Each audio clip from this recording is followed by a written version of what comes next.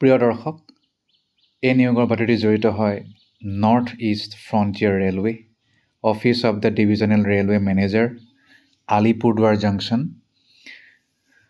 বিভিন্ন বিষয়ৰ পদ খালী হৈছে স্কুল টিচাৰৰ টেম্পৰাৰী পজিশ্যনৰ বাবে। ৰেলৱে হাইস্কুল আলিপুৰদুৱাৰত তেওঁলোকৰ অফিচিয়েল ৱেবছাইটত সকলো তথ্য লাভ কৰিব। ৰেলৱে হাইস্কুল apdj.com আৰু reporting time 8:30, interview time 10:30। PGT biology, PGT computer science, PGT English, PGT geography, PGT Hindi, PGT history, PGT political science, PGT sociology. 15 July interview হ'ব। Railway high school NF railway Alipurduar junction 10:30 পৰা হ'ব, 8:30 reporting time. Train graduate teacher TGT computer science, English, Hindi, pure science, Sanskrit, social science আৰু PT male ইত্যাদি।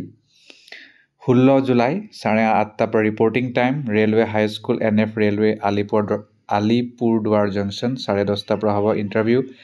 Primary teacher English medium হ'ব PRT। বিভিন্ন পদ খালী total 5টা। 17 জুলাই 8:30 পৰা ৰেলৱে হাইস্কুলতে ছেম 10:30 পৰা হ'ব।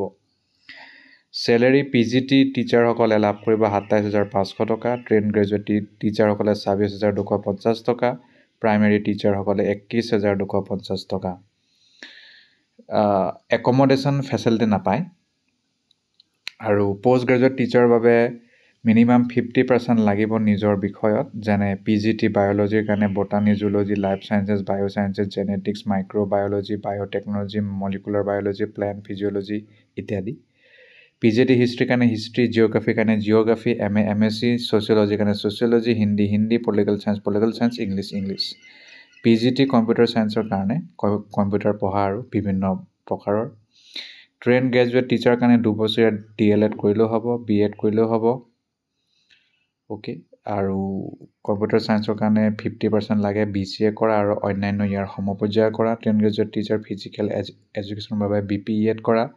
PRT কাৰণে 2 বছৰীয়া 50%। এইকেইটাই আৰু মূল কথা। গতিকে তেওঁলোকৰ 3টা ৱেবছাইটত চাওক, তাত গৈ সকলো তথ্য লাভ কৰক। www.nfr.indianrailway.gov.in বা https://railwayschool.nfrels.org। চেকলিষ্ট, এপ্লিকেশ্যন ফৰ্মৰ লগত গাঁঠি দিব। Proof of date of birth, community certificate, educational qualification, testimonials, experience certificate, identity proof, Aadhaar card, PAN card, passport, voter ID যি হয় সেইটো, NOC যদি ক'ৰবাত চাকৰি কৰি আছে, আৰু গুড কেৰেক্টাৰ চাৰ্টিফিকেটৰো লাগিব এটা। ইমানেই।